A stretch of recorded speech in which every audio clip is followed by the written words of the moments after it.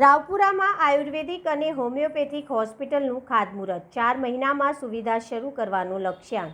વડોદરાના રાવપુરા વિધાનસભા વિસ્તારમાં આરોગ્ય સેવાઓને લઈને મહત્વપૂર્ણ પહેલ કરવામાં આવી છે. રાવપુરાના વોર્ડ નંબર 3 અને વોર્ડ નંબર 7ના જંકશન પર રાજ્ય સરકારના આરોગ્ય વિભાગ દ્વારા નવી આયુર્વેદિક અને હોમિયોપેથિક હોસ્પિટલના નિર્માણ માટે ખાસ મુહૂર્ત કરવામાં આવ્યું છે. આ નવી હોસ્પિટલ માટે રાજ્ય સરકાર દ્વારા 5000 ચોરસ ફૂટની જગ્યા ફાળવવામાં આવી છે.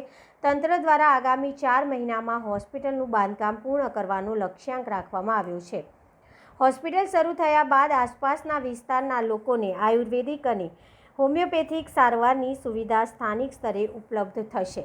હોસ્પિટલમાં પંચકર્મ અને યોગા સેન્ટર જેવી વધારાની સુવિધાઓ વિકસાવવામાં આવે તે માટે ધારાસભ્યની ગ્રાન્ટમાંથી ₹25 લાખની ફાળવણી કરવામાં આવી છે. આ ઉપરાંત હોસ્પિટલની આસપાસના રોડ, રસ્તા, પેવિંગ બ્લોક્સ તેમજ જરૂરી સુશોભીકરણનું કામ વડોદરા મ્યુનિસિપલ કોર્પોરેશન દ્વારા કરવામાં આવશે. સ્થાનિક સ્તરે આરોગ્ય સુવિધાઓને વધુ મજબૂત બનાવવાના પ્રયાસ રૂપે આ હોસ્પિટલ મહત્વપૂર્ણ સાબિત થશે.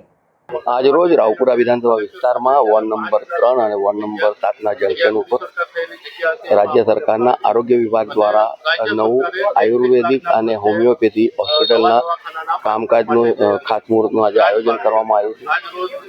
આજે જ્યારે આ કાર્યક્રમનું આયોજન કરવામાં આવ્યું ત્યારે આગામી 4 મહિનામાં જ નવું હોસ્પિટલ અહીં બનશે, જેના અંદર રાજ્ય સરકારે 5000 સ્ક્વેર ફૂટની જગ્યા ફાળવી છે.